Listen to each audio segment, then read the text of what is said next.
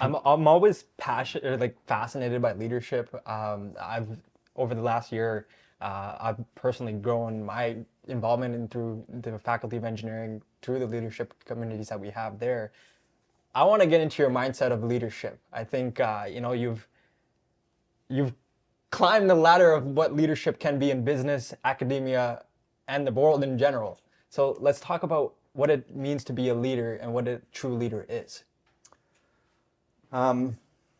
There's a ton of scholarship now on leadership, and you can actually learn and go to school about leadership. For me, I mean, I got leadership. I fluked into leadership things very early in my career, and some big ones. Right. So I'd been volunteering, for example, at the Folk Festival, and I was a schlepper. I was one of the backstage people that moved musicians around from stage to stage. And the Folk Festival was having some financial trouble. They convinced me to go on the board of directors. I'd never really been on a real board of directors at that point. I was a lawyer, but I'd never been on the board of directors. I go on the board of directors and very quickly find out, surprise, it's worse than we told you. Right. Okay, and then the next thing that happens is they make me president or chair of the board. And now I'm in the middle of a serious crisis where there's a squeeze on government funding. Our sponsors were not supplying enough funding. Our spending was too high. Okay, like existential problem. And I think that's the first experience I had where it was very intuitive. Right. And I'll tell you the dynamics. There was a very, very strong, heartfelt founding group of the Winnipeg Folk Festival who felt very passionately that it was their baby. Right. There was another group who felt that big change had to happen. And some of that change ran contrary to the founding vision. And I became the leader in that situation, and with no experience. But I think that I had enough empathy, and I think I had enough patience to identify what the business issues were, what the landscape, what the environment was, the people environment, and the appetite for change, and sort of the technique for effecting change. And there were some tough things that had to be done, but I learned very quickly that you're not going to get anything done unless you're acutely attuned to to the environment. Right. And that taught me probably the best lesson in leadership, because we were able to then, I mean, people were upset along the way. Leadership is almost always, in my experience, leadership, if you're going to act as a leader, some people are not going to be happy. Correct. And you have to accept that. Right. And if you can't accept that, and you constantly want everybody to be unanimous or have consensus, it's really hard to be a leader in that situation, especially where there's change management occurring.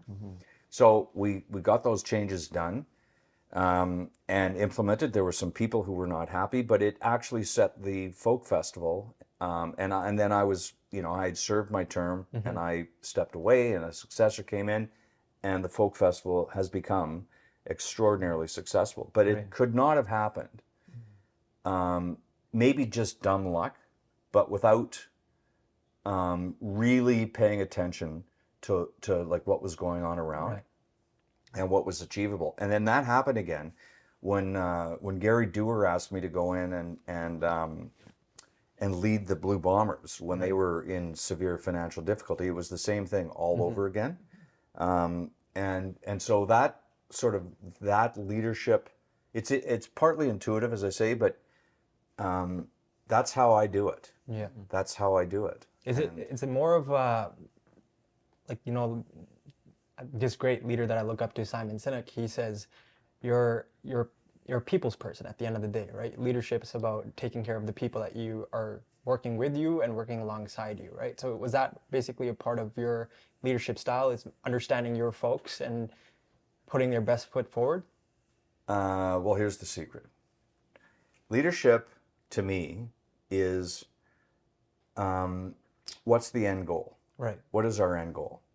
And you have to be very open-minded about understanding what that end goal is. And once you're comfortable with what it is, and it could be short, medium, long term, like there could be punctuations along the way. It doesn't have to be sort of the whole tamale right away.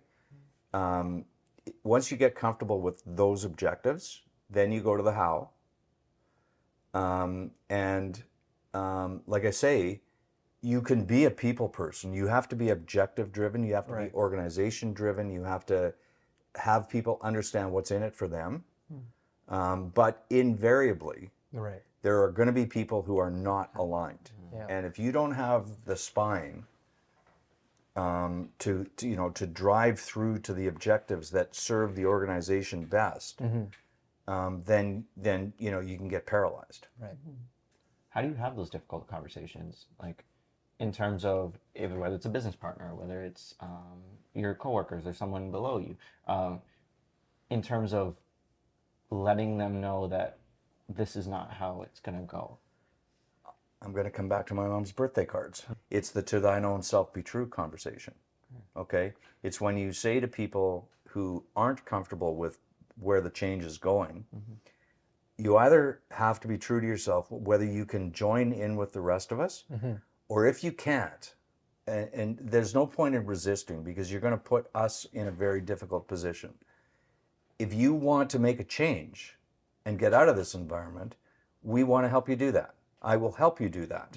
And I've done that every single time where somebody, and they don't necessarily have the acceptance right away that they're not going to be part of it. So when you have the to thine own self be true, they want to pretend, oh no, I can get along, I can get along, I can get along. But if somebody refuses to use a computer, you're not going to get along. Okay, this is not going to work, right? And that's a people thing, because as I say, I'm equally concerned about the organizational objectives as I am about a person who might get very isolated as the organization goes in a different direction. So what do you think the best structure is? Because I know, right, like you want to be, as a leader, you want to be the friend of all. But then again, no, you can't be the friend of all. Right. If you're going to be the leader, as I say, you're not going to be the friend of all. Right. And so what is the best structure to go deal with that? Like, obviously, I've had to make people disappointed, right? And that's fine. That's part of what your role entails, right?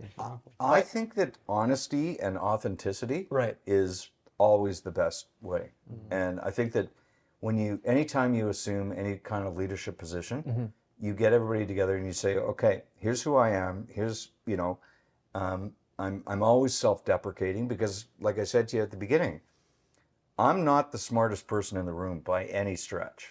And I'm very capable of making mistakes. I'm creative. I've got ideas that flow out of my brain, and I need people to tell me that I'm an idiot when I have a bad idea, without fear. And I just think you need to have an open conversation with people about, okay, organizational objectives. You've got to feel free. It's got to be a free atmosphere for input. Yeah, that's very wise, I would say. Well, it's too often leaders, there's I don't know if it's insecurity, but you get cloistered. Right. And even with Sea Bears, they laugh. I mean, they were afraid of me probably at the beginning because they thought, oh, here's the owner. But we built a rapport very quickly where, I would walk in with some harebrained idea and they got very quickly comfortable, even if it was just a look, like, are you out of your mind? Everybody felt okay to do that. And that builds a great working environment. I think that's kind of what you need to be an effective organization. Is you don't need everyone telling you yes, yes, yes. You need people telling you to be wrong, right? And that's what creates those ideas and allows them to flourish into something beautiful. Yeah. Yeah. And to understand the mission. Right, What's exactly. our collective mission? Everybody's going to have a, you know, a role in some way, but what's our overall mission? Right. And you know, I mean, we're still evolving. We're just a very young organization, but the relationship, the hierarchical relationship where you can break it down as much as possible. I mean, ultimately somebody has to make decisions, Right. but where you can have free flow of information, I think that's the best